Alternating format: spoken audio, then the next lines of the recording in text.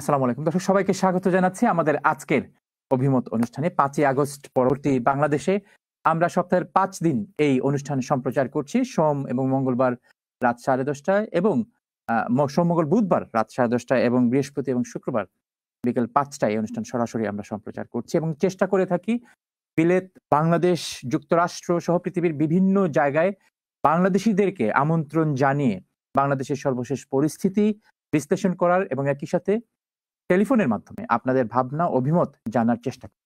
আজকে দর্শক মন্ডলী, আমরা অত্যন্ত আনন্দিত, আমাদের সাথে বাংলাদেশ থেকে আগত একজন অতিথি আমাদের স্টুডিওতে এসেছেন এবং আমরা তার সাথে কথা বলবো। প্রথমে চলুন পরিচিত হই আমাদের আজকের অতিথির সাথে। তাকে চ্যানেল এস এর আমাদের যে রাতের যে সংবাদ, সেই সংবাদে আপনারা বিভিন্ন সময়, বিশেষ করে বাংলাদেশের জাতীয় গুরুত্বপূর্ণ সময়ে কিংবা আইন বিভাগের আইনের সাথে যারা সংশ্লিষ্ট, বাংলাদেশ সুপ্রিম কোর্টের সাথে যে সমস্ত ব্যক্তিবর্গ সংশ্লিষ্ট আছেন কিংবা সুপ্রিম কোর্ট এবং আইন বিষয়ক যে কোনো অনুষ্ঠান যখন বাংলাদেশে প্রচারিত হয়, যে কোনো খবর যখন প্রচারিত হয়, একটি আবশ্যক পরিচিত মুখ জনাব Zainul Abedin, senior advocate, Bangladesh supreme court. জনাব জয়নুল আবেদিন, আপনাকে অসংখ্য ধন্যবাদ আমাদের সাথে যোগ দেওয়ার জন্য। আপনাকেও ধন্যবাদ। দর্শক, জনাব জয়নুল আবেদিন একজন সিনিয়র অ্যাডভোকেট, যেটি আমরা আগেই বলেছি। তিনি একই সাথে former president of supreme court bar association, যেটি বাংলাদেশের অত্যন্ত গুরুত্বপূর্ণ একটি ইনস্টিটিউশন, বিশেষ করে আইনের সেবা এবং আইনমূলক সুপ্রিম কোর্টে যত ধরনের আইনি কাঠামো আছে, যার সাথে সুপ্রিম কোর্ট বার অ্যাসোসিয়েশনের গুরুত্বপূর্ণ ভূমিকা আছে। আইনের শাসন প্রতিষ্ঠায়ও তাদের ভূমিকা অত্যন্ত গুরুত্বপূর্ণ। তিনি একই সাথে বিএনপির ভাইস চেয়ারম্যান এবং তিনি আইনজীবী ফোরামের কেন্দ্রীয় প্রেসিডেন্ট। জনাব জয়নুল আবেদিন বাংলাদেশ বার কাউন্সিলেরও একজন নির্বাচিত মেম্বার। অসংখ্য ধন্যবাদ, এত ব্যস্ততার মধ্যে আপনি আমাদের সাথে সময় দিয়েছেন। আপনাকেও ধন্যবাদ। সফর কি ব্যক্তিগত নাকি রাজনৈতিক? এটা বলতে পারেন, ব্যক্তিগত বলতে পারেন। ব্যক্তিগত সফর। আমি প্রথমে আপনার কাছে জানতে চাইবো 5ই আগস্ট যে অভূতপূর্ব দৃশ্যের অবতারণা হয়েছে বাংলাদেশে, কাঙ্ক্ষিত নাকি অনাকাঙ্ক্ষিত? দেখুন, 5ই আগস্টের যে ঘটনাটা, এটা কিন্তু সূত্রপাত কিন্তু বহু আগের থেকে। আপনি জানেন যে বাংলাদেশের সবচাইতে বৃহত্তর রাজনৈতিক দল বাংলাদেশ জাতীয়তাবাদী দল। এই দল দীর্ঘদিন গণতন্ত্রের জন্য আন্দোলন করেছে এবং সংগ্রাম করেছে, যুদ্ধ করেছে বলতে গেলে গণতন্ত্রের জন্য, এবং সেইটার নেতৃত্ব কিন্তু দিয়েছে এই ইউকেতে এই বৃহৎ রাজনৈতিক দলের যিনি প্রধান, জনাব আমাদের বর্তমান চেয়ারপারসন জনাব তারেক রহমান। তো সেই আন্দোলনটাকেই একসময় বিকাশ লাভ করেছে এসে 5ই আগস্ট। এইটা সূত্রপাত কিন্তু যে 5ই আগস্টের একদিনেই যে এই আন্দোলন সফলতা লাভ করেছে তা না, এইটার গোড়াপত্তন অনেক আগের থেকে। সুতরাং উই আর এক্সপেক্টিং যে এরকম একটা ঘটনা ঘটবে। তার কারণ যেখানে ফ্যাসিস্ট সরকার যেভাবে বাংলাদেশের নির্বাচন ব্যবস্থাটাকে, অর্থনৈতিক ব্যবস্থাটাকে, বিচার ব্যবস্থাকে, সব কিছুকে ধ্বংস করে দিয়েছে, সেই ধ্বংসস্তূপের মধ্যে একসময় না একসময় ফুল ফুটবে। এটা কিন্তু আমাদের একটা অনেক আগেই আমরা এটা চিন্তা করেছি এবং আকাঙ্ক্ষা আছে। কিন্তু আপনি বলছেন যে বিএনপি অনেক আগে থেকে শুরু করা হচ্ছে। সম্প্রতি আমরা দেখতে পেয়েছি যে এই 5ই আগস্টের যে পরিবর্তন, এই পরিবর্তনের কৃতিত্ব কার? ক্রেডিট গোস টু হু? এটি নিয়ে আমরা আলোচনা দেখছি এবং এখানে ওই যে সমন্বয়ক যারা ছিলেন, 150-এর অধিক সমন্বয়ক ছিলেন এবং 150-এর এই সমন্বয়কদের মধ্যে শতাধিক সমন্বয়ক ছিলেন বাংলাদেশ ইসলামী ছাত্র শিবিরের কিংবা জামাত ইসলামের সাথে যারা সংশ্লিষ্ট। এবং সোশ্যাল মিডিয়ার যে ট্রেন্ড এখন, সেই ট্রেন্ডের সারমর্ম হচ্ছে যে এই 5ই আগস্টের মূল স্টেক হোল্ডার কিংবা কন্ট্রিবিউটর অথবা ক্রেডিট এই ছাত্র সংগঠনের উপর যায়, কারণ তাদের সমন্বয়করাই আসলে এই ক্যাম্পেইনকে রান করেছেন। কিন্তু আপনি বলছেন যে এর যাত্রা শুরু হয়েছে 15 বছর আগে, আপনারা আন্দোলন করেছেন এবং আন্দোলনের ধারাবাহিকতার সমাপ্তি হচ্ছে এই 5ই আগস্ট। আপনি যে কথাটি প্রথমে বলেছেন যে ইসলামী ছাত্র শিবির বা ইসলামী, এটার সাথে আমার কিছু দ্বিমত আছে। তার কারণ হলো, এখানে সবচেয়ে বড় স্টেক হোল্ডার হচ্ছে আমাদের ছাত্র সংগঠনের মধ্যে বাংলাদেশ জাতীয়তাবাদের যে সংগঠন, বিশেষ করে ছাত্র দল, তাদেরও কিন্তু একটা বড় ভূমিকা এখানে আছে। কেন ছাত্র সমাজ প্রাথমিক অবস্থায় এই যে 5ই আগস্টের বেশ কিছুদিন আগের থেকেই তারা যে দাবিটা করে এসেছিল সেটা ছিল যে তাদের একটা বৈষম্য বিরোধী আন্দোলন তারা করে এসেছিল, কোটা পদ্ধতির বিরুদ্ধে আন্দোলন। সেই আন্দোলনটাকেই পরবর্তীতে আপনার ছাত্র জনতা এইটা তাদের সাথে ঐক্যবদ্ধ হয়েছে এবং অথবা এই যে আন্দোলনটা ছাত্র জনতার আন্দোলনের সাথে একীভূত হয়েছে, আপনি যেভাবে বলুন না কেন। এবং তার ফলেই এই ফ্যাসিস্ট সরকার বিদায় নিতে বাধ্য হয়েছে। তবে ফ্যাসিস্ট সরকাররা সাধারণত যেভাবে বিদায় নেয় ঠিক সেইভাবেই বিদায় নিয়েছে। পৃথিবীতে এর আগে অনেক ফ্যাসিস্ট সরকার কিন্তু বিদায় নিয়েছে, কেউ মৃত্যুবরণ করেছে, কেউ দেশ ছেড়ে পালিয়েছে। আফগানিস্তানে আপনি জানেন যে এই ঘটনা কিছুদিন আগে ঘটেছে এবং অনেক দেশেই এরকম অবস্থা হয়েছে। তবে এই যে এইবারের যে ফ্যাসিস্ট সরকার, শেখ হাসিনা সরকার, এই ফ্যাসিস্ট সরকার তারা চিন্তাও করতে পারে নাই যে তাদেরকে এভাবে বিদায় নিতে হবে। তার কারণ জনগণ এতই ক্ষিপ্ত ছিল এই সরকারের উপরে, তার কারণ এই সরকার বলতে গেলে বাংলাদেশটাকে অর্থনৈতিকভাবে ধ্বংস করে ফেলেছিল, বাংলাদেশটাকে রাজনৈতিকভাবে ধ্বংস করে ফেলেছিল, গণতান্ত্রিক প্রক্রিয়াকে ধ্বংস করে ফেলেছিল এবং ব্যাংক বিমা বলেন সবকিছু তারা খেয়ে ফেলেছিল, ধ্বংস করে ফেলেছিল।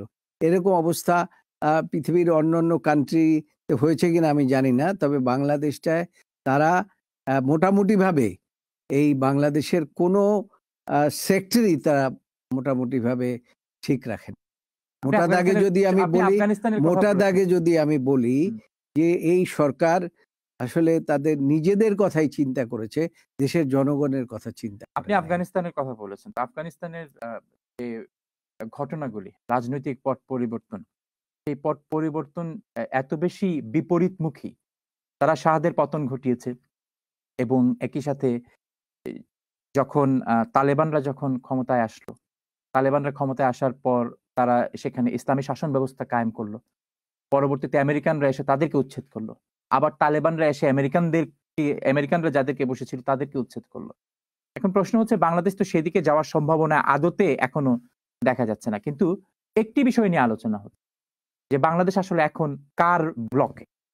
এতদিন ধরা হতো যে ভারত দ্বারা অনুপ্রাণিত হয়ে আওয়ামী লীগ সরকার গঠন করছে, বা ভারতের যে ব্লক আছে সেই ব্লকের মধ্যে আওয়ামী লীগ ব্র্যাকেট বন্দী হয়ে গিয়েছে। এখন ধরা হচ্ছে যে বাংলাদেশ আমেরিকান পন্থী হয়ে গিয়েছে। আবার বাংলাদেশের একটি বিশাল সমাজ, বিশেষ করে ইসলামী আন্দোলনের সাথে যে সমস্ত দলগুলি জড়িত, খেলাফতে মজলিস সহ যারা হেফাজতে ইসলামের সাথে জড়িত, তারা ভারত বন্দী কিংবা আমেরিকান বন্দী, কোনো ব্র্যাকেট বন্দী তারা হতে চান না। আপনার অভিজ্ঞতা কি? আপনার অভিমত কি? আসলে কি বাংলাদেশ এখন ভারত থেকে এই যে আপনি আফগানিস্তান বললাম, তার সাথে আরো একটা কান্ট্রি যোগ করি, শ্রীলঙ্কা। শ্রীলঙ্কার রাজাপাকসেও কিন্তু পালিয়ে গিয়েছিল। তবে এইরকম মানে অবস্থায়, যে অবস্থায় ফ্যাসিস্ট সরকার শেখ হাসিনা পালিয়েছে, এরকম অবস্থায় কিন্তু পালায়নি রাজাপাকসে। হ্যাঁ, এবং রাজাপাকসের পালানোটা তো ছিল অর্থনৈতিক। হ্যাঁ, এবং আপনি ওই আফগানিস্তান বলেন, সেখানেও কিন্তু এরকম অবস্থা হয়নি একটার পরে। এখন আপনি যে প্রশ্নটি করেছেন যে আমরা কোন পন্থী, ইনফ্যাক্ট আমি যেহেতু একটি বৃহৎ রাজনৈতিক দলকে রিপ্রেজেন্ট করি, মোটামুটিভাবে একটা বৃহৎ রাজনৈতিক দলের কর্মী, সেই জন্য আমি বলতে পারি যে আমরা কিন্তু বাংলাদেশি জাতীয়তাবাদের আদর্শে বিশ্বাসী। আমরা অন্য কোনো দেশের আদর্শ নিয়ে কিন্তু আমাদের দল পরিচালিত হয় না। সেই জন্য আমরা কোনো পন্থী, এই কথা আমরা, যেমন আমরা ভারতপন্থীও না, আপনি আর অন্য যে কোনো দেশের কথা বলেন সেটা না। এই দলটি এমন একটি দল, এমন একটি সময় সৃষ্টি হয়েছিল, আপনার শহীদ রাষ্ট্রপতি জিয়া রহমান এই দলটাকে একটা বহুদলীয় গণতন্ত্রের একটা রূপরেখা দিয়ে গিয়েছিলেন। সেইখান থেকে আস্তে আস্তে আস্তে আস্তে এই ফ্যাসিস্ট সরকার ধ্বংস করে ফেলেছে। এবং তার প্রথম আইডিওলজি ছিল বাংলাদেশি জাতীয়তাবাদ। এবং সেই বাংলাদেশি জাতীয়তাবাদের রাজনীতিতেই ইনফ্যাক্ট বাংলাদেশ জাতীয়তাবাদী দল বিশ্বাস করে। এবার আসি আমরা একটু ৫ই আগস্টের একটু পূর্বের কয়েকদিনের ঘটনা। আদালতের মাধ্যমে জুনের ৫ তারিখ যখন কোটা আ ব্যবস্থা আদালতের মাধ্যমেই কিন্তু বাতিল করা হলো। ছাত্ররা আন্দোলনে গেল এবং পরবর্তীতে আগস্টে এই শুনানির জন্য তারিখ নির্ধারণ করা হলো। আবার আমরা দেখলাম যখন আন্দোলন যখন একটি চূড়ান্ত পর্যায়ের দিকে সরকার সেই আদালতই কিন্তু আবার সেই কোটা ব্যবস্থা বাতিল করল। এখানে আদালতের ক্ষমতা, আইনের শাসন এবং সরকারি হস্তক্ষেপ, এই তিনটার যে যোগাযোগ, যে সরকার বলল যে আদালতের বাইরে তাদের কিছু বলার নেই, সুতরাং আগস্ট পর্যন্ত অপেক্ষা করতে হবে। সরকারই আবার সেটি জুলাইয়ের দিকে নিয়ে আসলো। আবার আদালতই সেই যে রায় আদালত দিয়েছিলেন সেই রায় আদালত বাতিল করে দিল। এখানে আসলে সহজ বাংলায় যদি আমি বলি আমাদের দর্শকদের উদ্দেশ্যে, এখানে কোন খেলাটা খেলা হয়েছে? না দেখুন, আমি আগেই বলেছি যে এই সরকার সমস্ত সেক্টর ধ্বংস করে ফেলেছিল। এই যে বিচার ব্যবস্থাটা, এই বিচার ব্যবস্থাটাকে সরকার একদম করায়ত্ত করে ফেলেছিলেন। কারণ আমাদের দেশে এই যে সংবিধানের ৩টি বিভাগ, শাসন বিভাগ, আপনার আইন বিভাগ এবং বিচার বিভাগ। তো এই শাসন বিভাগ এই বিচার ব্যবস্থাটাকে এমনভাবে কুক্ষিগত করে ফেলেছিলেন যে বিচার বিভাগের নিজস্ব কোনো অস্তিত্ব এখানে ছিল না। বিচার বিভাগ শাসন বিভাগ যা বলতেন সেভাবেই চলতেন এবং সেভাবেই করতেন। যখন যে নির্দেশ শাসন বিভাগ থেকে আসতেন, বিশেষ করে আমাদের শাসন বিভাগ তো এমনভাবে পরিচালিত এক ব্যক্তির দ্বারা নিয়ন্ত্রিত ছিল, একজন শাসক। এবং এই কোটা ব্যবস্থা বাতিলে কি আপনার কাছে আপনি কি মনে করেন যে এই একজন আপনি যার কথা বলছেন তার এখানে তার ইচ্ছা অনিচ্ছার উপরে নির্ভর করে? আপনার মনে আছে 2018 সনে তিনি মানে রাগ করে বলেছিলেন যে না, এটা থাকবে না, কোটা থাকবে না, কোটা থাকবে না। কিন্তু আবার পরবর্তীতে দেখা গেল যে সেই কোটা ব্যবস্থা আবার আস্তে আস্তে আস্তে আস্তে প্রবর্তন হলো এবং যে কারণে এই ছাত্রদেরকে আন্দোলন করতে হলো, নাহলে তো আন্দোলন করতে হতো না। তো সেইটা ছিল তার এমন ব্যবস্থা যে তিনি একটা রাগ করে, অর্থাৎ মা ছেলের সাথে যেমন রাগ করে অনেক কিছু করে ফেলে, তিনি বাংলাদেশের জনগণের উপরে এত ক্ষিপ্ত ছিলেন যে সেই ক্ষিপ্তের বহিঃপ্রকাশ ছিল এই ছাত্রদের উপরে। এবং তখন বললেন যে এখানে কোনো কোটা প্রথা থাকবে না, এবং এইটা একদিকে বলেছেন যে কোটা প্রথা থাকবে না, আবার বিচার ব্যবস্থার মাধ্যমে তিনি সেই কোটা ব্যবস্থা প্রবর্তন করেছেন। সুতরাং এইটা তার একটা দ্বিমুখী শাসন ব্যবস্থা ছিল এবং এইটা আমি সেই জন্য বলি এক ব্যক্তির শাসন ব্যবস্থার উপরে ইনফ্যাক্ট এই বাংলাদেশ চলেছে। আপনার কাছে যেহেতু আপনি একেবারে সুপ্রিম কোর্টের গভীরে কাজ, এই যে কোটা ব্যবস্থা নিয়ে শেষের দিকে আদালতে যে কয়েকটি ঘটনা মঞ্চস্থ হয়েছে, এখানে কি আপনার কাছে মনে হয় যে এখানে সরকারের সাবেক আইনমন্ত্রী এবং প্রধানমন্ত্রী কি ভূমিকা আপনি নিজে প্রত্যক্ষ করেছেন? আমি সেটি জানতে। না, প্রথম কথাটা হচ্ছে আইনমন্ত্রীর মুখ থেকে যা বেরোতো এগুলো সব প্রধানমন্ত্রীর মুখ থেকে বের, অর্থাৎ প্রধানমন্ত্রী যে চিন্তা করতেন সেটাই আইনমন্ত্রী তার মুখ দিয়ে বের করতেন। এখানে আমরা যে জিনিসগুলো লক্ষ্য করেছি সেটা হচ্ছে যে বিচার ব্যবস্থাটাকে পুরোপুরিভাবে তারা করায়ত্ত করে ফেলেছেন এবং দলীয়করণ করে ফেলেছিলেন। আপনি আমার জীবনে, আমি প্রায় ৪৫ বছরের কাছাকাছি আমার প্র্যাকটিস, এই যে আমি কখনো দেখি নাই যে একদম প্রধান বিচারপতি উঠেই বলে 1000 বছরের শ্রেষ্ঠ বাঙালি, এই সমস্ত কথা বলে তারা বক্তব্য শুরু করে। এবং আপনি শুনে আশ্চর্য হয়ে যাবেন যে একজন প্রধান বিচারপতি পুলিশের কাছ থেকে তলোয়ার নেয়, এটা একটা অবিশ্বাস্য ঘটনা আর কি। আপনাকে আমি একটা ঘটনা খুব সংক্ষেপে যদি সময় থাকে অবশ্যই বলতে পারি। 10 মিনিট। সেটা হচ্ছে আপনারা হয়তো শুনে থাকবেন justice Morshed the then, chief justice of Pakistan, তার সাথে দিদেন গভর্নর মুনায়েম খান বলেছিলেন, তাকে মানে বঙ্গভবনে দাওয়াত করেছিলেন এবং বলছিলেন যে তার সাথে একটু চা খাওয়ার জন্য। তখন যে দূত এই মেসেজটা, আমন্ত্রণটি নিয়ে এসেছিলেন, তাকে জাস্টিস মোর্শেদ বলেছিলেন যে what is the purpose to calling me the governor. So first of all, he will have to explain this. তারপর উনি গিয়ে আবার বলছে যে চিফ জাস্টিস বলেছে আপনি কি জন্য তাকে চার্জ দেওয়া দিচ্ছেন তখন এবং সে তো আসবে না অর্থাৎ is not suppose two independent একটা ভিউ সে বহন করে গভর্নর ডাকলেই যে সে যাবে সেটা না পরবর্তীতে আবার গভর্নর বলছে যে তাকে গিয়ে বলো যে আমার এখানে আসার দরকার নেই আমি তার সাথে চা খাবো আবার একই মেসেজ নিয়ে যখন আসলো তখন আবার তাকে বলে দিল যে আমার এখানে তার এমন কি কাজ রয়েছে আমি তো তাকে দাওয়াত করি না যে আমার এখানে চা খেতে হবে কিন্তু আবার রিফিউজ করলেন রিফিউজ করার পরে আবার মেসেজ যখন গেল তখন বলল এই chief justice of Pakistan is not suppose to meet with the governor আবার মেসেজ যখন আসলো তখন সে লাস্টলি রিফিউজ করলো আর এখন আমাদের যে এই যে সম্প্রতি যে চিফ জাস্টিসটা বিদায় হলেন তারা শুধু গভর্নর না তারা যদি আইনমন্ত্রী কোন রকম ঢুকছে এলাকার মধ্যে সুপ্রিম কোর্টের মধ্যে তাইলে মনে হয় যে তারা আগাইয়ে নিয়ে আসতে যায় যে আইনমন্ত্রীকে কিভাবে এগিয়ে নিয়ে আসতে হবে অন্যের কথা বাদই দেন রাষ্ট্রপতি আর রাষ্ট্রপতি ডাকলে তো কথাই নেই দৌড় কখন কিভাবে যাবে সেজে গুজে এইভাবে করে তারা বসে থাকতো সুতরাং এই অবস্থাটা জুডিশিয়ারির জন্য বিচার ব্যবস্থার জন্য এবং একটা দেশের আইনের শাসনের জন্য মানবাধিকারের জন্য কতটা ক্ষতিকর এইটা এইবার প্রমাণ হয়ে গেছে আইনমন্ত্রীর কথা সাবেক আইনমন্ত্রীর কথা আমরা বিগত 2 টার্মে বিশেষ করে তিনি যখন আইনমন্ত্রী বিভিন্ন মামলার সময় কিংবা সংবিধানের বিভিন্ন আইনের সময় তার বিষয় আলোচনা হতো তিনি কিভাবে আসলে বিচার বিভাগকে প্রভাবিত করেছেন কিংবা বিচারিক যে কাঠামো আছে সেই কাঠামোতে হস্তক্ষেপ করেছেন আপনার অভিজ্ঞতার কথা বলবেন আমি আপনাকে আগেই বলেছি আমি একবার বাস্তব একটা কথা বলি আপনাকে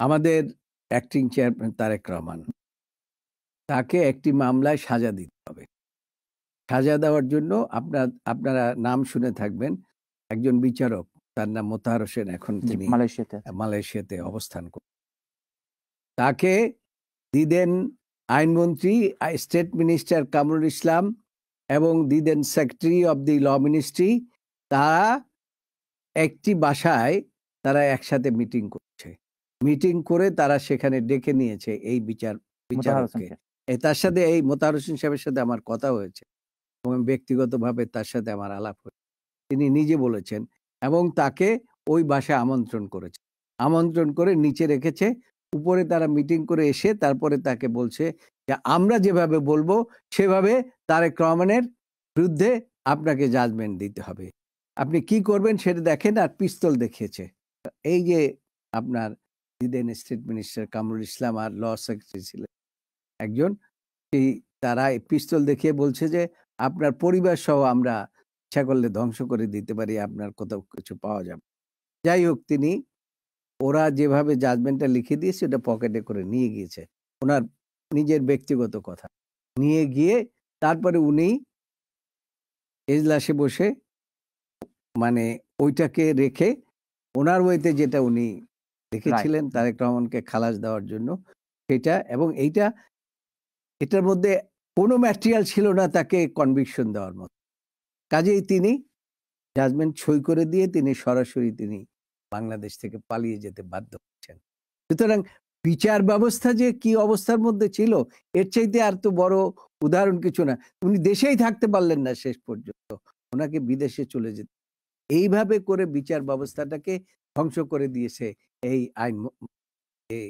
আইনমন্ত্রী গেলেন এর আগের যে স্টেট মিনিস্টার ল ছিলেন কামরুল ইসলাম তারা এই সমস্ত কর্মকাণ্ড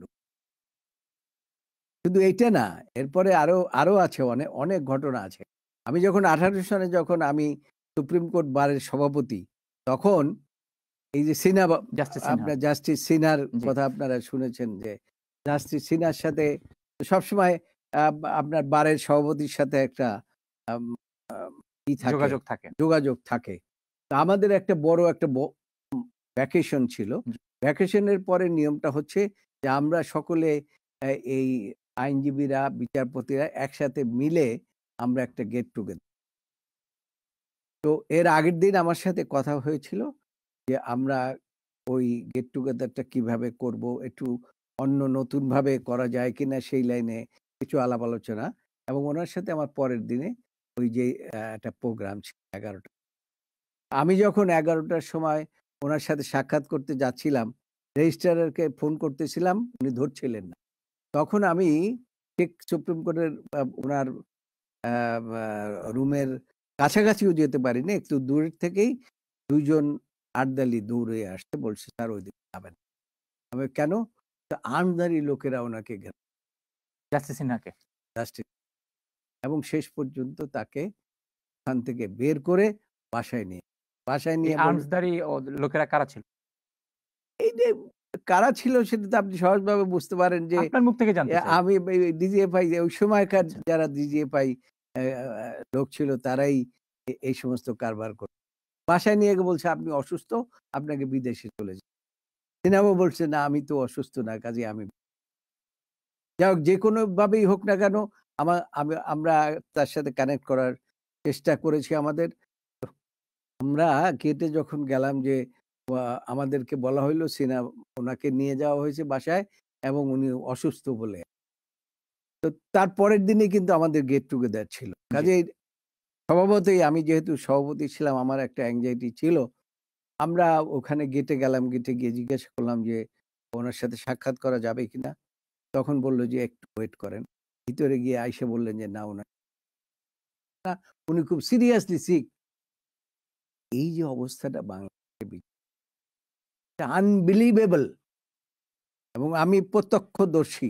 পরবর্তীতে তো তার বিরুদ্ধে এবং দুর্নীতির অভিযোগ তার আনা মধ্যে হয়েছে। এটা তো উনি যখন চলে গেছে তখন শোনেন, এরা তো দুর্নীতি দমন কমিশনরা গঠনই করেছিলেন বিরোধী দলকে, এবং যারা তাদের কথা শুনবে না তাদের বিরুদ্ধে ব্যবস্থা গ্রহণ করার জন্য, দুর্নীতি দমনের জন্য না। তাই যদি হতো তাহলে বাংলাদেশের ব্যাংক ব্যবস্থা এরকম খালি হয়ে যেত না, বীমা ব্যবস্থা খালি হয়ে যেত না, বাংলাদেশের অর্থনীতি এভাবে ধ্বংস হয়ে যেত না, হাজার হাজার লক্ষ লক্ষ কোটি টাকা দেশে বাইরে পাচার হতো না। শেষ ২টি প্রশ্ন আপনার কাছে।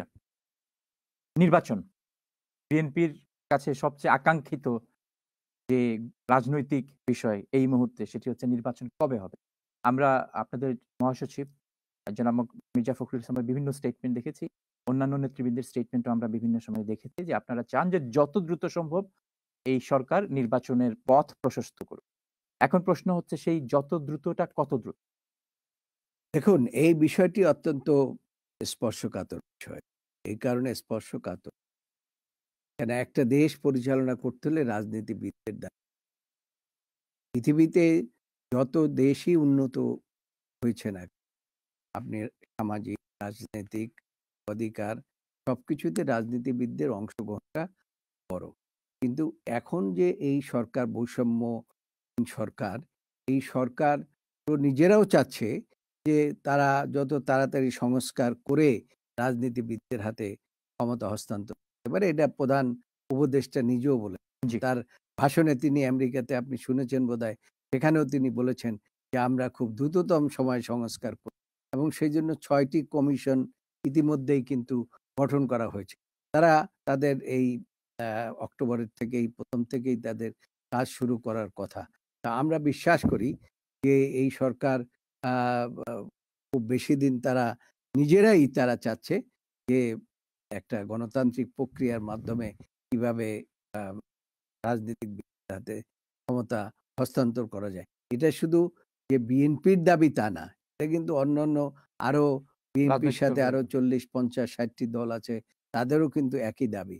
এবং আপনাদের মনে আছে যে আ আমাদের দলের অ্যাক্টিং চেয়ারপারসন বহু আগে একটা ৩২ দফা ঘোষণা করে জি। দিয়েছিলেন যে ক্ষমতায় গেলে এইভাবে করে দেশ পরিচালিত হবে, এবং সেখানে একটা দ্বিকক্ষ বিশিষ্ট কথা বলে।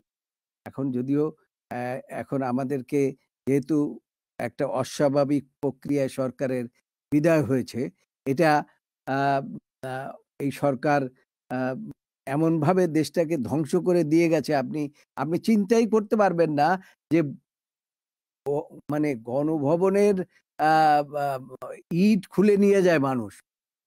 মানুষের মধ্যে এতই ক্ষিপ্ত ভাব ছিল অর্থাৎ এটার একটাই মাত্র কারণ ছিল, দেশটাকে তারা সর্বক্ষেত্রে একদম ধ্বংস করে ফেলেছিল। তার মানে আপনারা সময় দিতে ক্ষুব্ধতার প্রস্তুত থেকে এই এই সরকারকে। অবস্থা। তবে সংস্কার প্রয়োজন। এই সরকার নিজেরাও চিন্তা করছেন যে তারা খুব দ্রুততম সময়ে সংস্কার করে তারা গণতান্ত্রিক একটা প্রক্রিয়ার মাধ্যমে, সেইজন্য আমার মনে হয় যে তারা এই কিছুদিনের মধ্যেই একটা তারা রোড ম্যাপ তারা বলছে যে ৫ তারিখ পর থেকে রাজনৈতিক দলগুলোর সাথে আলোচনা শুরু করবে। দলগুলোর সাথে আলোচনা করবেন এবং এই আলোচনার মাধ্যমেই সময়টাও বেরিয়ে আসবে যে কতদিন তাদের সংস্কার করতে লাগবে এবং কতদিন তারা এই ক্ষমতায় থাকবে। রাজনৈতিক ব্যক্তিদের হাতে গণতান্ত্রিক প্রক্রিয়ার মাধ্যমে ক্ষমতা হস্তান্তর করতে শেষ পারবেন। প্রশ্ন। বর্তমান অন্তর্বর্তীকালীন সরকার সাংবিধানিক না অসাংবিধানিক? এইটা হচ্ছে আপনাদের মনে আছে যে হুসাইন মোহাম্মদ এরশাদ যখন চলে গিয়েছিল তখন কি আমাদের প্রধান বিচারপতিকে নিয়ে আমরা রাষ্ট্রপতির দায়িত্ব এবং পরবর্তীতে সবগুলো একটা প্রক্রিয়ার মাধ্যমেই হয়েছিল। এইটাও আমরা মনে করি যে এই বৈষম্য আইন বিরোধী। সরকার এটা একটা আ বিশেষ অবস্থার মধ্যে তারা এসেছে এবং এইটাকে আল্টিমেটলি সাংবিধানিক গ্রুপ আমাদের করতেই হবে এবং এইটা একটা নেসেসিটি, অর্থাৎ জাতীয় জাতির গুরুত্বপূর্ণ। জাতীয় প্রয়োজনেই এই সরকারকে দায়িত্ব নিতে হয়েছে এবং ইউনূস সাহেব আজকের যিনি প্রধান উপদেষ্টা তিনি কিন্তু ২০০৭ সালে তাকে দায়িত্ব নিতে বলা হয়েছিল ১১ সরকার। তখন তিনি দায়িত্ব নেন। কিন্তু এইবারে আমি মনে করি তিনি দায়িত্ব নিতে বাধ্য হয়েছেন। কেননা অ্যা এবং ছাত্র জনতা সকলেই তার উপরে আস্থা রেখেছেন হুম। এবং আস্থা রেখেছেন বলেই তিনি কিন্তু দায়িত্ব নিয়ে তার মানে কি এ আপনি বলতে চাচ্ছেন যে মানে আপনার কাছে এটা স্পষ্ট কিনা? জাতীয়। আপনার কাছে বিষয়টি স্পষ্ট কিনা যে তিনি সাংবিধানিক নাকি অসাংবিধানিক এই সব? না, এটাকে বা আপনার বলতে হবে যে জাতীয় আ বা প্রয়োজনে তাকে দায়িত্ব নিতে। কিন্তু সংবিধানে কি এরকম টার্ম আছে কিনা যে জাতীয় প্রয়োজনে এরকম অভ্যুত্থান ঘটানো যাবে এবং না, এটা নতুন তো কেউ অভ্যুত্থান বলা যাবে না। বলা যাবে না? এটাকে অভ্যুত্থান বলা। অভ্যুত্থান ইস ডিফারেন্ট। আপনি আপনি কি কোনোভাবে এইটা অভ্যুত্থান বলা যাবে না, হুম, তার কারণ এইটা হচ্ছে ছাত্র জনতার ঐক্যবদ্ধ আন্দোলনের ফসল। আচ্ছা, ওকে। কিন্তু অসাংবিধানিক না এই সরকার। না, সাংবিধানিক এদের কিনা? একটা সাংবিধানিক রূপ এখানে আসবে, আসবে। আসবে। এখন নাই। না, এখন নাই একথাও বলা যাবে না। আমি তো আগেই বলেছি এটা এইভাবে ব্যাখ্যা করলে হবে না। হুম, এটা আপনাকে চিন্তা করতে হবে যে নেসেসিটি, ডক্ট্রিন অফ জাতীয় নেসেসিটি। নেসেসিটির উপর ডক্ট্রিন অফ নেসেসিটির উপরে অনেক কিছু নির্ভর করে একটি দেশের। যেমন আমরা যখন বাংলাদেশ যখন স্বাধীন হলো ২ বছর কিন্তু কোনো সংবিধান ছিল না। কিন্তু দেশ তো চলেছে। দেশ চলছে না? তো আপনাকে এইটা একটা নতুন স্বাধীনতা আপনি বলতে পারেন যে এই নতুন স্বাধীনতা এবং মানুষ একটা মুক্তি লাভ করেছে স্বাধীনভাবে। এইজন্য বলা হয় যে দিস ইজ দ্বিতীয় স্বাধীনতা। অসংখ্য ধন্যবাদ। জনাব জয়নুল আবেদীন আপনার ব্যস্ততম সময়ের মধ্যে আপনি আমাদেরকে আপনাকেও সময় দিয়েছেন। ধন্যবাদ। দর্শক শ্রোতা যারা দেখেছেন আপনাদের সকলকে শুভেচ্ছা ও অভিনন্দন। দর্শক দেখছিলেন অত্যন্ত সিনিয়র একজন অ্যাডভোকেট বাংলাদেশ সুপ্রিম কোর্টের জনাব জয়নুল আবেদীনের সাক্ষাৎকার, যিনি একই সাথে former president of supreme court bar association. দর্শক চমৎকার আলোচনা করছিলেন। তিনি আইনের আইন অঙ্গনের মানুষ এবং আইনের অনেক গুরুত্বপূর্ণ বিষয়, বিশেষ করে গত কয়েক দশকের গুরুত্বপূর্ণ বিষয় তার আ প্রত্যক্ষভাবে তিনি সেই বিষয়গুলি দেখেছেন। বিশেষ করে আগস্টের যে ঘটনাবলী ছিল, জুলাই এবং আগস্টের ঘটনাবলী ছিল, তিনি সেগুলিও আমাদের সাথে বিশ্লেষণ করেছেন। আপনারা নিশ্চয়ই এই অনুষ্ঠান উপভোগ করেছেন। দর্শক, যাব ছোট্ট একটি বিরতিতে। বিরতির পর আরেকজন নতুন অতিথি নিয়ে এই অনুষ্ঠানে আসবো। আমাদের সঙ্গেই থাকবেন। সবাইকে ধন্যবাদ।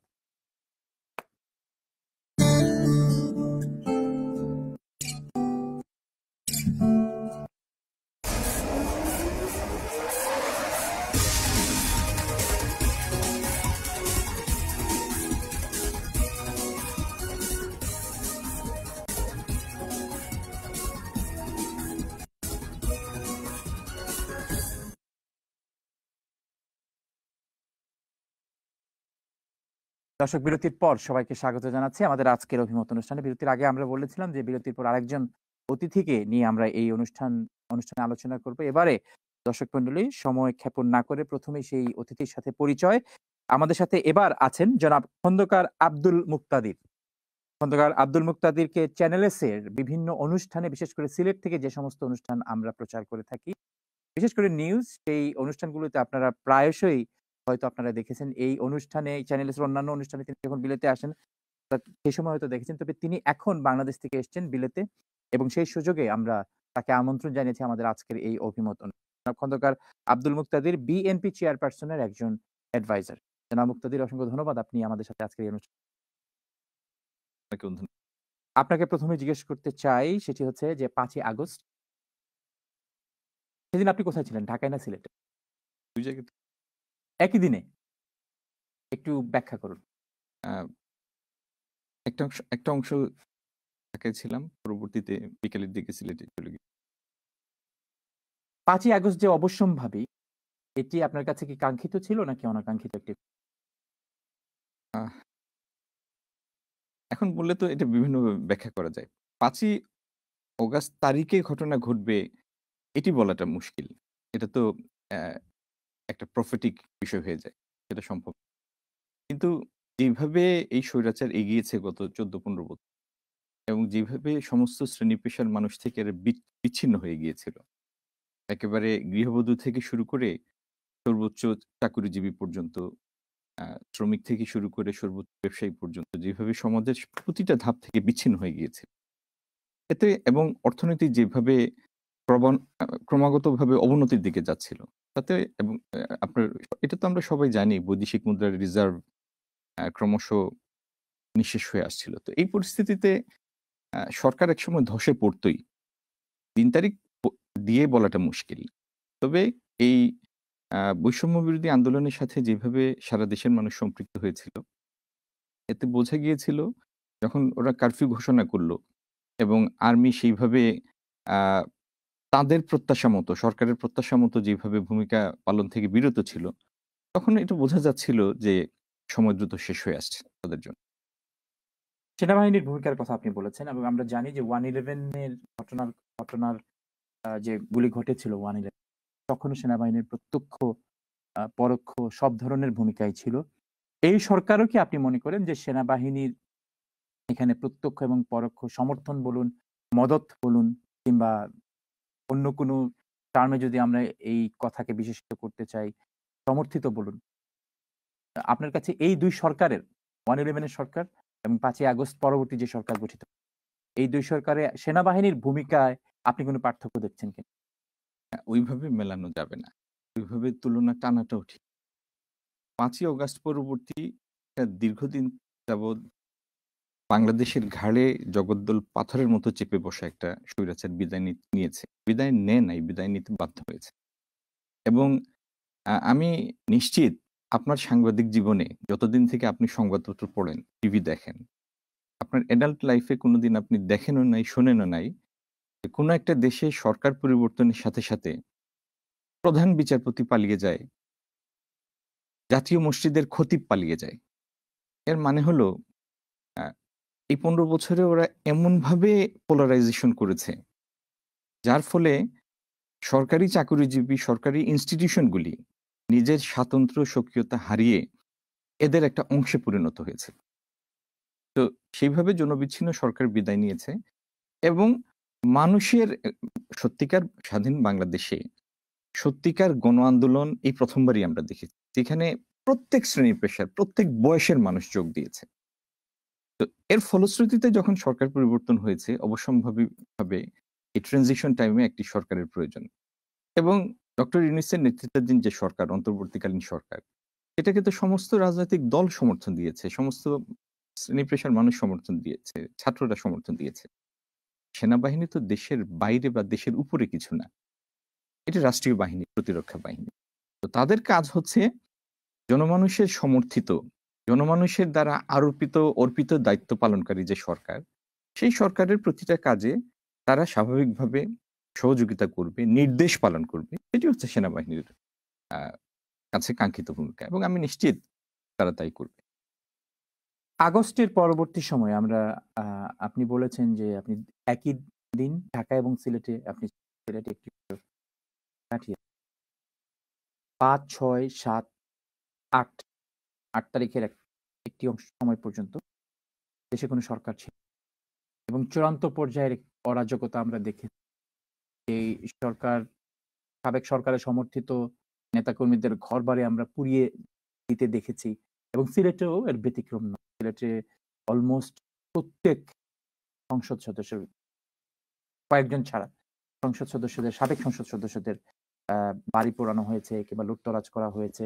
কমিশনারদের বাড়িঘর লুটতরাজ করা হয়েছে। অনেক ব্যবসায়ীদের ঘরবাড়ি লুটতরাজ করা হয়েছে। এই যে অরাজকতা, এই অরাজকতার এবং সেখানে অনেকে হতাহতের ঘটনাও। আপনার কাছে ৫ই আগস্ট যে কারণে সৃষ্টি হলো, বৈষম্য বিরোধী, এখানে সুশাসন থাকবে, আইনের শাসন থাকবে, সবাই নিরাপদ থাকবে। কিন্তু ৫ তারিখ থেকে ৮ তারিখ পর্যন্ত অথবা ৮ তারিখ থেকে এখন যে আজকে অক্টোবরের ৩ তারিখ, আপনার কাছে কি মনে হয় সেই আকাঙ্ক্ষা, সেই স্পৃহা ৫ তারিখের আগের যে মানুষ, সেটি এখনো আমরা বাস্তবায়ন করতে পেরেছি? অথবা সেখানে সরকারের যে দক্ষতা প্রয়োজন, যেই প্রভাব থাকা প্রয়োজন, যে ধরনের অনুঘটক থাকা প্রয়োজন সমাজে, সরকার সেই অনুঘটকের মাধ্যমে সমাজে শান্তি শৃঙ্খলা বিস্তৃত করতে পেরেছে? অনেকগুলি প্রশ্ন হয়ে গেল আসলে। আপনার প্রশ্নটা ঠিকমতো আমি যদি নিতে পেরে থাকি, তাহলে প্রথম অংশ যেটা ৫ থেকে ৮ তারিখ যখন দৃশ্যত সরকারবিহীন ছিল দেশ। প্রথমে ৫ তারিখে যেসব ঘটনা ঘটেছে, এগুলি ৫ তারিখেই ঘটেছে। সে ঘটনাগুলি কি? হ্যাঁ, ঠিক চিহ্নিত কিছু লোকজনের বাড়িতে আক্রমণ হয়েছে। তারা রাজনৈতিক পরিচয়ধারী সরাসরি, অথবা রাজনৈতিক আ তখনকার পর্যন্ত ক্ষমতাসীন ৫ তারিখ পর্যন্ত যে দলটি ক্ষমতাসীন ছিল, তাদের সাথে ঘনিষ্ঠভাবে সম্পর্কিত কিছু লোকের। কোনো ধরনের অরাজকতাকেই আ এটা সমর্থনযোগ্য না। কোনো জি। ধরনের অরাজকতা। কিন্তু জিনিসটা দেখতে হবে আপনাকে আ কনটেক্সট অনুযায়ী, ইন কনটেক্সট। যে সরকারটি বিদায় নিয়েছে, এটি স্বাভাবিক কোনো নিয়মতান্ত্রিক উপায়ে পরিবর্তনটি ঘটেনি। তারা দেশ ছেড়ে চলে যেতে বাধ্য হয়েছে। আপনি আওয়ামী লীগ এত বড় দল তারা দাবি করে গত ১৫ বছর যাবৎ ক্ষমতায় ছিল। ৫ তারিখ বিকাল থেকে বাংলাদেশে আওয়ামী লীগ নামধারী কোনো ব্যক্তি আর নাই। এই যে আধা ঘন্টা ১ ঘন্টার ব্যবধানে পুরোপুরি অদৃশ্য হয়ে গেল এত বড় একটি রাজনৈতিক দল এবং তাদের কথিত হাজার, হাজার কর্মীরা। কিন্তু আর কোনো নিয়মতান্ত্রিক পরিবর্তন না। জুলুমের ফলে তারা এত জনবিচ্ছিন্ন হয়েছে, সাধারণ মানুষের কাছে যাওয়ার আর তাদের সেই সাহস নাই, কলিজা নাই। এই সময়ে দৃশ্যত যে সমস্ত ক্ষোভের বহিঃপ্রকাশ ঘটেছে, আমি এটা সমর্থন করি না। কিন্তু আপনি যদি দেখেন, আমি আপনাকে ২-১ টা উদাহরণ দিই। ঢাকায় উত্তর গুলশান বাংলাদেশের সবথেকে মূল্যবান রিয়েল এস্টেট গুলির একটা। জমির জি। দাম অনেক বেশি, বাসাবাড়ির দাম। সালমান রহমানের বাসায় বহু লোক ঢুকেছে। তার স্টেশনারি আসবাবপত্র নিয়ে গিয়েছে। গাড়িগুলিতে আগুন লাগিয়েছে। এ সালমান রহমানের বাসার বামের বাসা, ডানের বাসা, সামনের বাসা, পিছনের বাসা, কোনটায় কেউ একটা টোকাও দেয় নাই। একইভাবে উত্তর গুলশানে শেখ রাহানার বাসায় তার ডান, বাম, সামনে, পিছনে কোনো বাসায় একটা কেউ টোকা দেয় নাই। অন্যত্র যেসব জায়গাতে এই ঘটনাগুলি ঘটেছে, সেখানেও স্বাভাবিক কোনো লুটতরাজ হয় নাই। কোনো অন্য বাসায়, অন্য বাসাবাড়িতে বা সম্পত্তি, প্রপার্টিতে কেউ হাত দেয় নাই। আমি সমর্থন করি না। কিন্তু মানুষের ক্ষোভের বহিঃপ্রকাশ যত হিংস্রভাবে হতে পারত, এর ফলে যে ব্যাপক হানাহানি হতে পারত, সেই তুলনায় সেইভাবে বিবেচনা করলে কিছুই ঘটেনি। আমি বরং বলব যে ক্ষোভের বহিঃপ্রকাশ ঘটেছে, কিন্তু যে মাত্রায় ঘটতে পারত, তার তুলনায় অনেক সংযত বহিঃপ্রকাশ হয়েছে। এটিই হচ্ছে বাস্তবতা। আপনি এটা তো বলে আমি শুনেছি অনেক টক শোতেও আ অনেকে কথাগুলি তুলেছেন। এত সুসভ্য দেশ মার্কিন যুক্তরাষ্ট্র। সেখানে বিদ্যুৎ চলে গেলে আ কিভাবে লুটতরাজ হয় ১ ঘন্টা ২ ঘন্টার ব্যবধানে। আপনার ডিপার্টমেন্টাল স্টোর গুলোতে ঢুকে লোকজন টিভি নিয়ে আসে। জি। সেইরকম কোনো কাজ ঘটেনি এবং ব্যাপক কোনো প্রাণহানি ঘটেনি। সিলেটে আমরা শুনেছি, পত্র-পত্রিকাতেও এসছে, দেখেছিও আমরা সোশ্যাল মিডিয়া কল্যাণে, যে অনেকগুলি ব্যবসা প্রতিষ্ঠান ইনক্লুডিং সিলেটের একটি বড় ব্যবসা প্রতিষ্ঠান মাহা।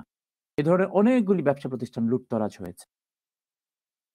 হ্যাঁ, এটাই বলছিলাম আমি আপনাকে যে অনেক জায়গায় ক্ষোভের বহিঃপ্রকাশ হয়েছে। আরেকটি জিনিস, এই সময়ে আইনশৃঙ্খলা রক্ষাকারী বাহিনী নাই, অনুপস্থিত। আপনি একটা জিনিস চিন্তা করেন, যারা বিশৃঙ্খলা করতে চায় বা যারা কোনো পরিস্থিতির সুযোগ নিতে চায়, এদের জন্য এটি ছিল একটি বিরাট এক সুযোগের সময়। কারণ কোনো পুলিশ স্টেশনে কোনো পুলিশ নাই, বাধা দেয়ার কেউ নাই। তো এইজন্য এই কার্যকলাপগুলির মধ্যে আ রাজনীতির সাথে সংশ্লিষ্টতাবিহীন অনেক এলিমেন্ট ঢুকে গিয়েছিল। এতে কোনো সন্দেহ নেই। আচ্ছা, আপনার প্রশ্নের ২য় অংশে আসি। গত ৮ই অগাস্টের পর থেকে এই সরকার যে কাজগুলি করছে বা করে যাচ্ছে, সেগুলিতে আমাদের আশা পূরণ হয়েছে কিনা? এটি ছিল সম্ভবত আপনার। আমার প্রশ্ন, আশাপূরণ তো অনেক বড়, কিন্তু আমার প্রশ্ন হচ্ছে যে ৫ তারিখে আমরা যে আকাঙ্ক্ষায় ৫ তারিখ সংঘটিত, মানে আইনের শাসন থাকার কথা, মানুষ নিরাপদ থাকার কথা। আমি নিরাপত্তার প্রশ্নে এখন তো প্রায় ২ মাস হয়ে গেল।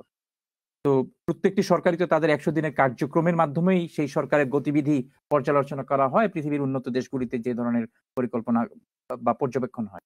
বাংলাদেশ সরকারের তো প্রায় ৬০ দিন হয়ে গেল।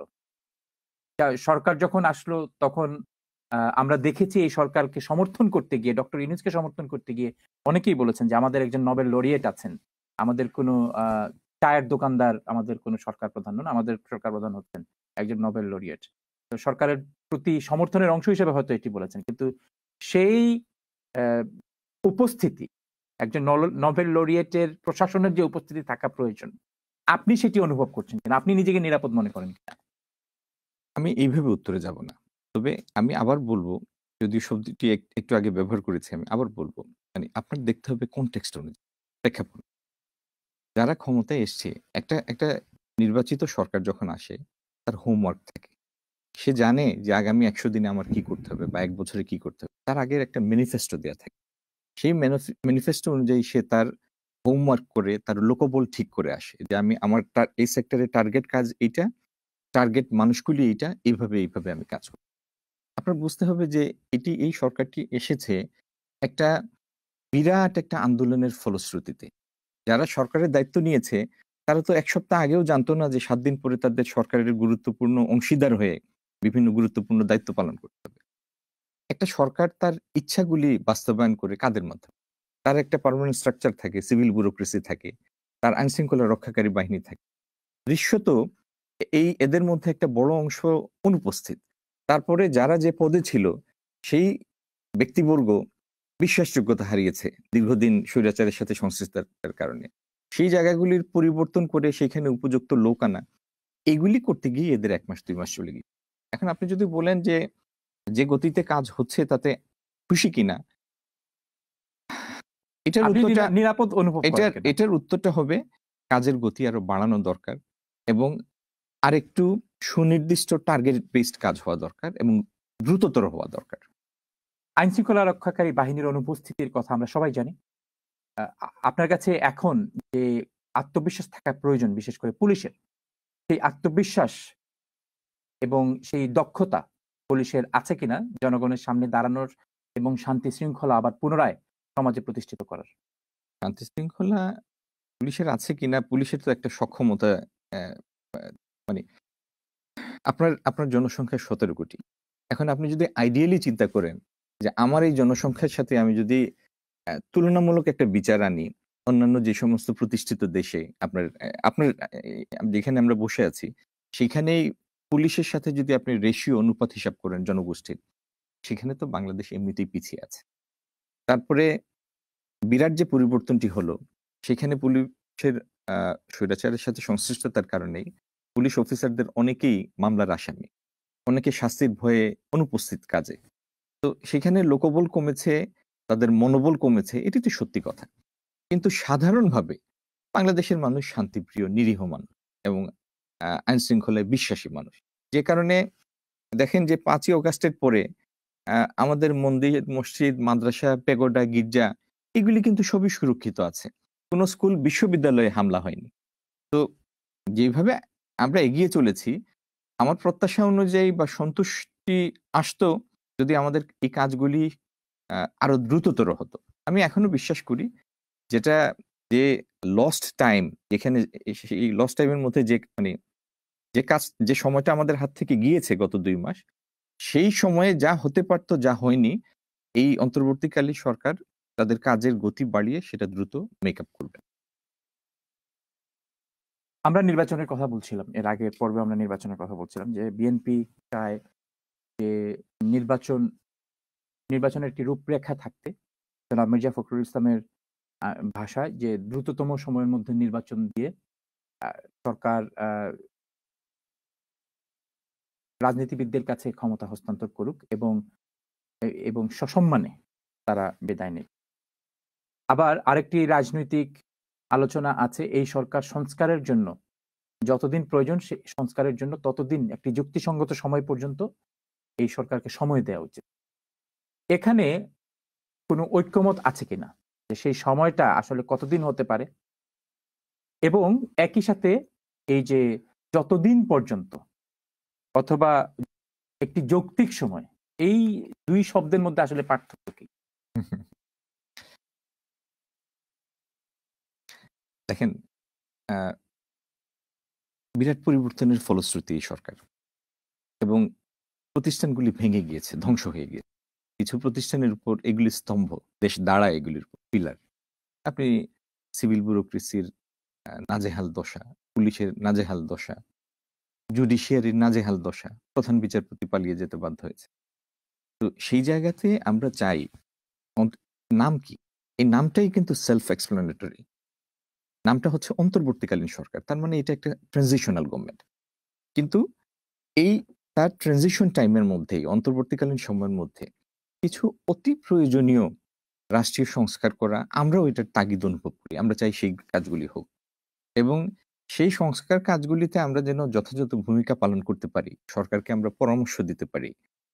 সেই জন্য বিএনপি তার স্থায়ী কমিটির অত্যন্ত গুরুত্বপূর্ণ কিছু সদস্যের সমন্বয়ে খাতওয়ারি কিছু সংস্কারের জন্য কমিটি করে দিয়েছে।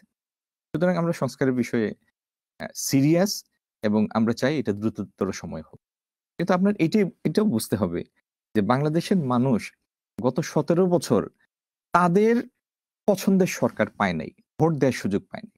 আপনি যত দ্রুত সম্ভব মানুষের সেই চাহিদা পূরণ করবেন, তত গণতান্ত্রিকভাবে, নিয়মতান্ত্রিকভাবে সাধারণ মানুষ, ভোটাররা দেশের উপর তাদের মালিকানার শক্তি, ওজন অনুভব করবে, দেশের কাজে সম্পৃক্ত হওয়ার সুযোগ পাবে নিয়মতান্ত্রিকভাবে। এখন যে সরকার আছে, ডক্টর ইউনূস বলেছেন যে তাকে অ্যাপয়েন্ট করেছেন ছাত্ররা, স্বাভাবিকভাবে ছাত্র আন্দোলনের কারণে, যেহেতু তার সরকার গঠনের প্রক্রিয়া হয়েছে। আবার আমরা দেখেছি যে বিভিন্ন সময়ে এই ছাত্রদের যারা সমন্বয়ক আছেন তাদের দুজন ক্যাবিনেটে আছেন।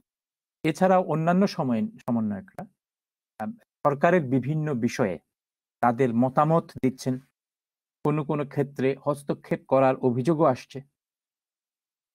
আপনার কাছে মনে হয় কিনা যে সরকার যে প্রতিষ্ঠান হিসাবে যে সরকার দেখছি ডক্টর ইউনূস এবং বৈষম্য বিরোধী ছাত্র আন্দোলনের যে একটি স্ট্রাকচার ইতিমধ্যেই দৃশ্যমান, এখানে একটি প্যারালাল গভর্নমেন্ট পরিচালনার একটি দৃশ্যমান প্রক্রিয়া বাংলাদেশে এখন বিরাজমান?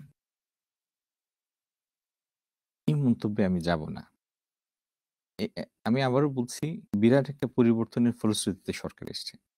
একটি রাজনৈতিক দল যখন সরকার গঠন করে, তার টিম সেট করা থাকে, তার হোমওয়ার্ক করা থাকে, তার টার্গেট ওয়ার্ক থাকে, এবং টাইম বাউন্ড তার কিছু টার্গেট থাকে। এই অন্তর্বর্তীকালীন সরকার 4 দিন আগেও জানতো না তারা অন্তর্বর্তীকালীন সরকার হবে, এবং এখানে যাদের সমন্বয় সরকার পরিচালনা হচ্ছে, তারা তো কোনো একটি নির্দিষ্ট দলের মানুষ না, তারা বিভিন্ন জায়গা থেকে বিভিন্ন আসছেন। তাদের মধ্যে টিম স্পিরিট বা টিমম্যানশিপ এটা ডেভেলপ করার জন্য করাটাও একটা চর্চার ফসল। তো আমি আপনার প্রশ্নের এই সরাসরি উত্তর না দিয়ে আমি তাদের কাছে এটাই প্রত্যাশা করব যে ওনারা অতি প্রয়োজনীয় কিছু সংস্কার দ্রুত করে, নির্বাচনী একটা রোডম্যাপ ঘোষণা করে, মানুষ যেটির জন্য অপেক্ষায় আছে, যে মানুষ তার সিদ্ধান্তে তার মনোনীত প্রতিনিধি সরকার পরিচালনার জন্য পাঠাবে, সেই সুযোগটা তারা করে দেবে।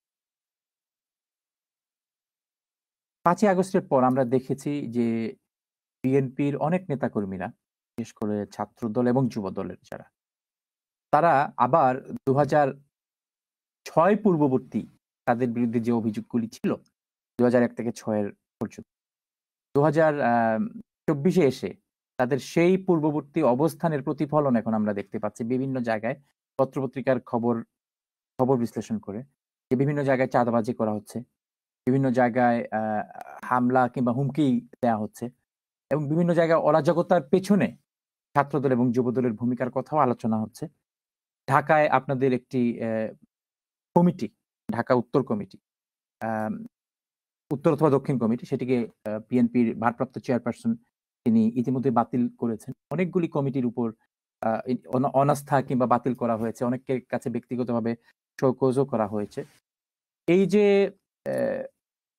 বিএনপির দৃশ্যমান হওয়া, ছাত্রদল যুবদলের যে রাজনৈতিক 2001 থেকে 6 পর্যন্ত যে বিষয়গুলি সমালোচিত ছিল, সেই সমালোচিত বিষয়গুলির পুনর্ভাব হওয়া এবং আপনাদের অবশ্যই দৃশ্যমান কিছু অ্যাকশনের যে ব্যবস্থা। এখন আপনার কাছে কি মনে হয় যে এই ঘটনাগুলির কারণে, নেতিবাচক দৃশ্যমান ঘটনাগুলির কারণে বিএনপির সমর্থিত যে ছাত্র সংগঠন বা যুবদল আছে, এর কারণে মানুষের মনে আবার 2001 এবং 2006-এর যে বিতৃষ্ণা ছিল বিএনপিকে নিয়ে বা যে ভীতি ছিল বিএনপিকে নিয়ে, এই ভীতি এবং বিতৃষ্ণা জন্মানোরও আরেকটি সুযোগ তৈরি হবে?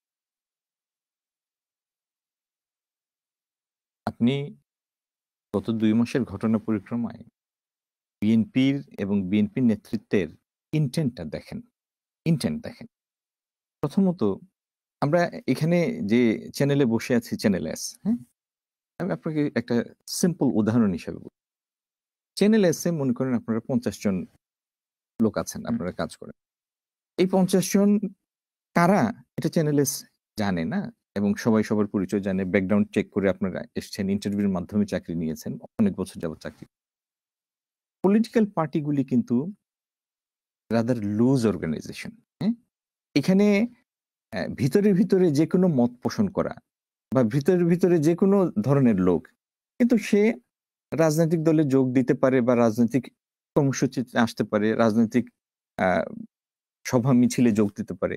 আপনার তাকে তাৎক্ষণিক স্ক্রুটিনি করার বা তাকে আটকানোর কোনো সুযোগ নাই। কারণ এই অ্যাক্টিভিটিস গুলি হয় পাবলিকলি, প্রকাশ্যে হয়।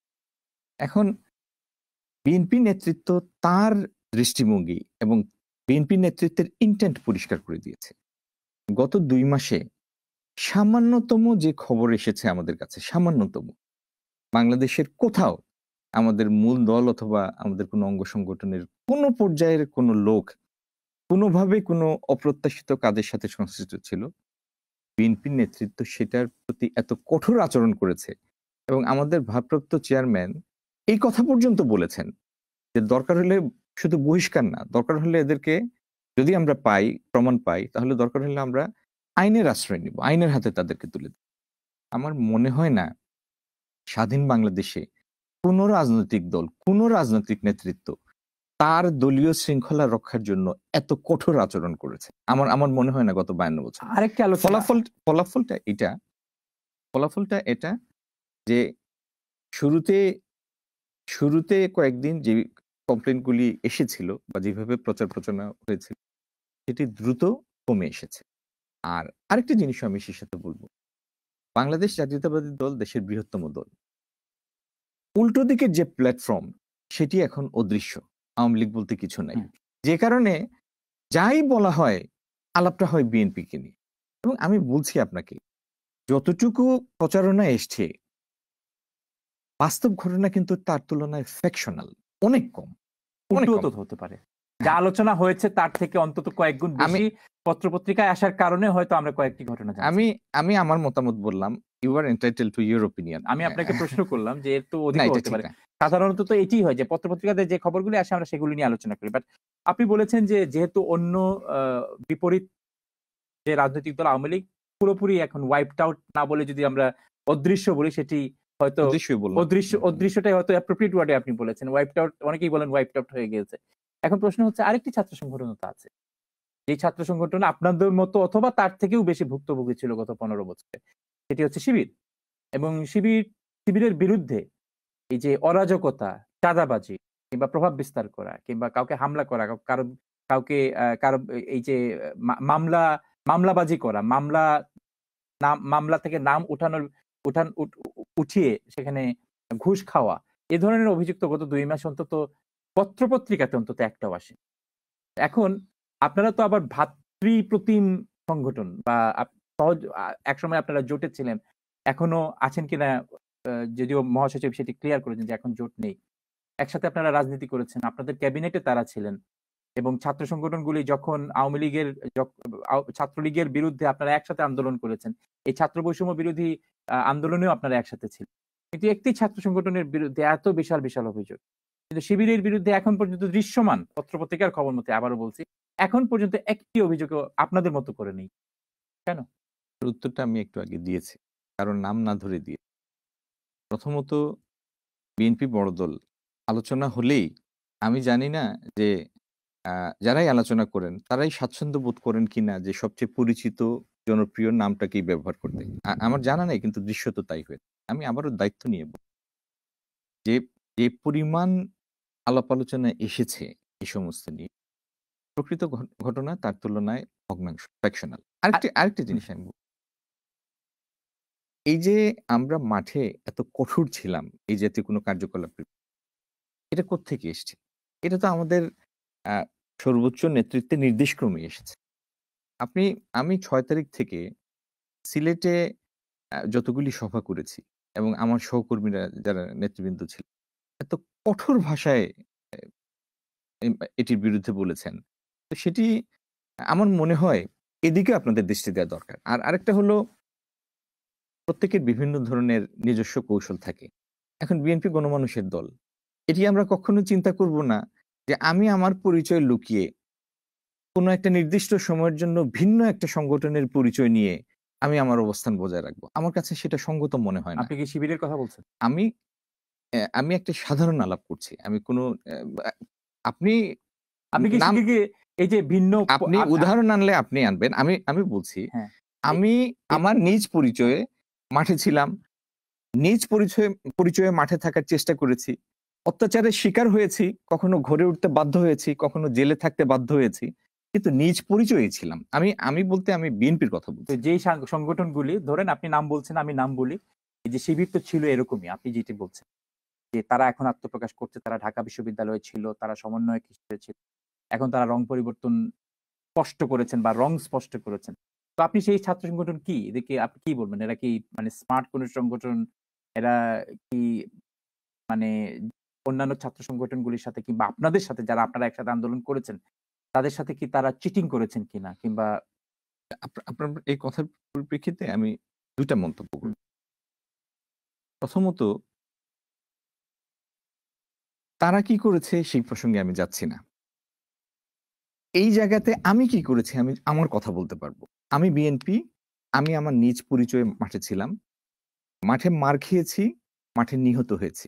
মাঠে থেকে দৃষ্টিশক্তি হারিয়েছি। কিন্তু তারপরে মাঠে ছিলাম। নিজ পরিচয়ে ছিলাম। কারণ আমার সাথে আমার জনগণের সম্পর্ক আমার পরিচয়ের মাধ্যমে। আমার পরিচয় লুকিয়ে আমার জনগণের কাছে যাওয়ার আমার কোনো সুযোগ নাই। আচ্ছা। আর দ্বিতীয়ত আরেকটি কথা আপনি বলছিলেন। আপনি তারা চিটিং করেছে কি? আপনারা চিটেড ফিল করেছেন কিনা? এবং অনেকেই বলছেন শিবির আসলে গিরগিটি। যে রং পরিবর্তন করে। এখন আপনার কাছে এরকম মনে হয়েছে কিনা যে না এরা আমি আসলে চিটিং করেছে না ছাত্র এই সংগঠনের এই সাথে? এই এই মন্তব্য এটি একটি রাজনৈতিক দল। তো রাজনৈতিক দলের সবচেয়ে বড় বিচারক হচ্ছেন সাধারণ মানুষ। এ এটি এটি এটি পর্যবেক্ষকরা, সাধারণ মানুষরা, আপনারা যারা প্রেসে আছেন সেটা আপনাদের বিবেচনার। এই এই প্রশ্ন এই করলাম আরকি এই আপনাকে। এই এই মন্তব্যে আমি যাব না। ওকে। এবার আসি সিলেটের। ২০১৮ তে আপনি নির্বাচন করেছেন এবং আমরা দেখেছি পত্র-পত্রিকাতে আমাদের চ্যানেলেও আমরা নিউজ দেখিয়েছি আ আর ১৮ আর আরেকটা জিনিস বলুন। সরি হুম। আপনাকে ইন্টারাপ্ট করতে হচ্ছে। আপনি বলেছিলেন মাঝখানে যে আমাদের সাথে জোটের অংশ ছিল জামাত। জামাত আওয়ামী লীগের সাথেও ছিল। আমি আর পুরানো আলাপে যাব না। জি, জি। জামাত বিএনপির বিরুদ্ধে আওয়ামী লীগের সাথে থেকেও আন্দোলন করেছে। আবার বিএনপির সাথেও আওয়ামী লীগের বিরুদ্ধে আন্দোলন। ২ দিকে তারা ছিল। ভিন্ন, ভিন্ন সময়ে। সিলেটের বিষয়ে আমরা বলছিলাম যে ২০১৮ তে আপনি নির্বাচনে অংশ নিলেন। আমরা দেখলাম যে নির্বাচনের ফলাফল যতই ঘনিয়ে আসছে, ততই স্পষ্ট হয়ে যাচ্ছিল যে সেখানে আপনি পরাজিত হয়েছেন নির্বাচনে এবং পরবর্তীতে আপনি অভিযোগও করেছেন। আমরা দেখেছি যে আ আপনি কিছু তথ্য উপাত্ত এবং প্রমাণও আপনি রেখেছিলেন যে কোথায়, কোথায় হামলা হয়েছে, কোথায়, কোথায় এজেন্টকে বের করে দেওয়া হয়েছে। এখন সেই অভিজ্ঞতা আমাদের দর্শকদেরকে খুব সংক্ষেপে বলবেন। যেহেতু ২০১৮ নির্বাচনকে বলা হচ্ছে যে মিডনাইট ইলেকশন। আপনার অভিজ্ঞতা কি ছিল? আপনি কি দেখেছেন? এবং কোন অভিযোগ আপনি নিজে প্রত্যক্ষ করেছেন? কি দেখেছি? এটা বরং আপনি জিজ্ঞেস করতে পারেন। দেখি নাই কি।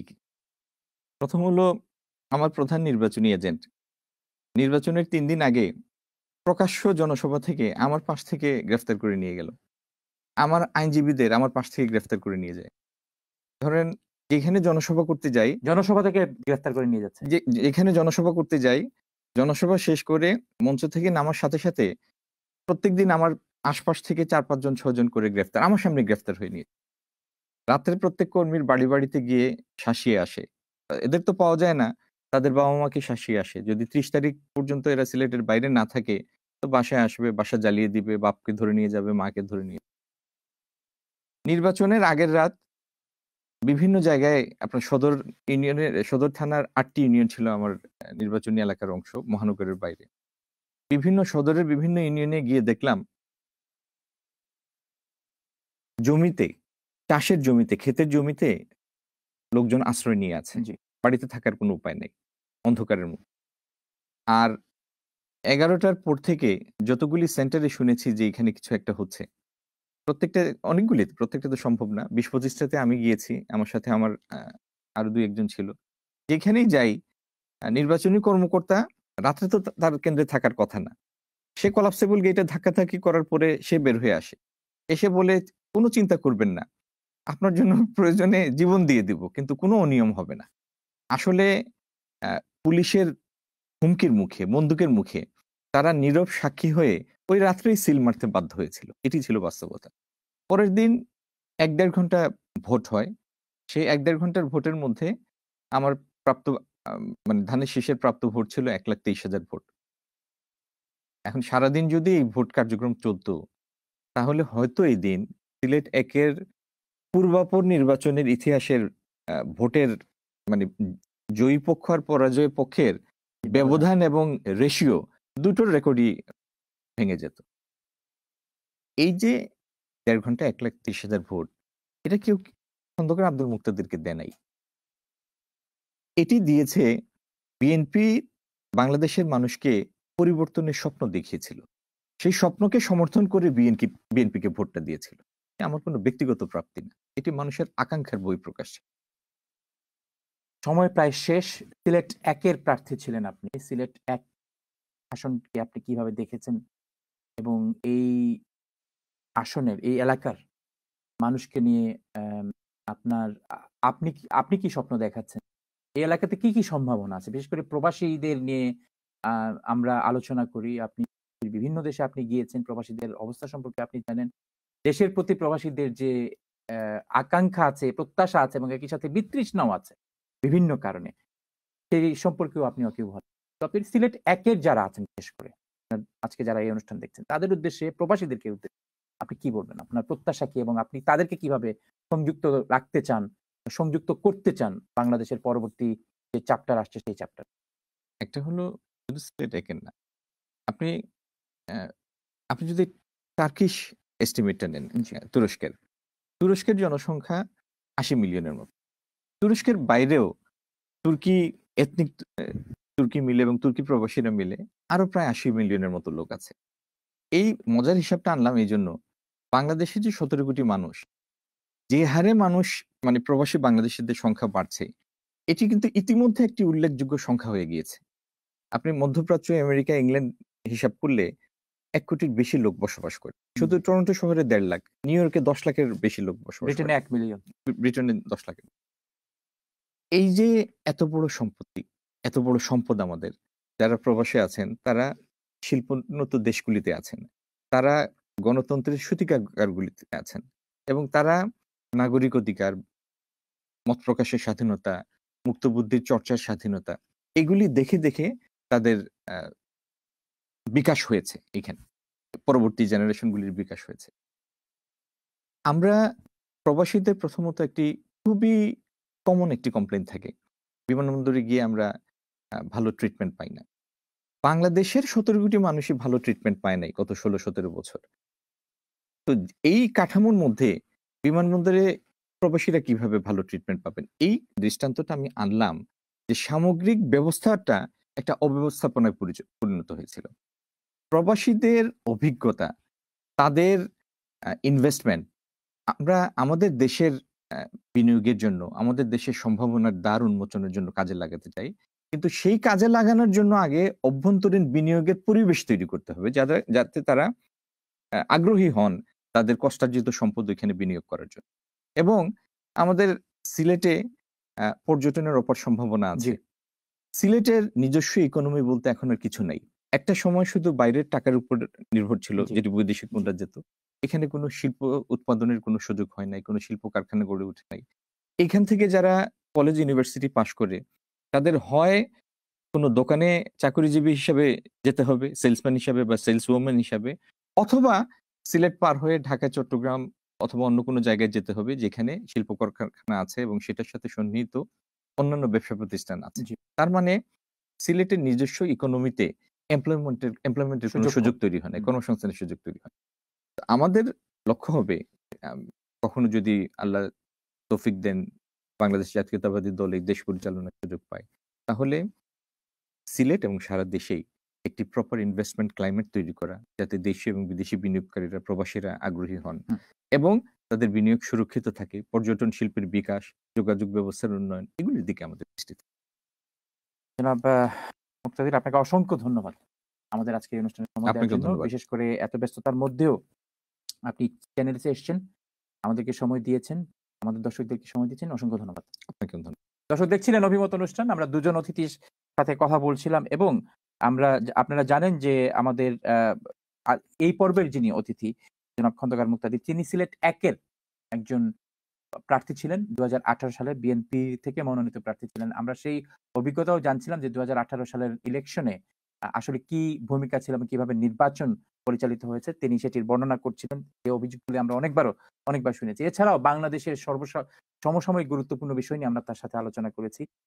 প্রবাসীদেরকে নিয়েও, প্রবাসীদের যে গুরুত্বপূর্ণ বিষয়গুলি আছে এবং যে সম্ভাবনা আছে বাংলাদেশে, তা নিয়েও আমরা আলোচনা করেছি। আশা করি আপনারা অনুষ্ঠানটি উপভোগ করেছেন।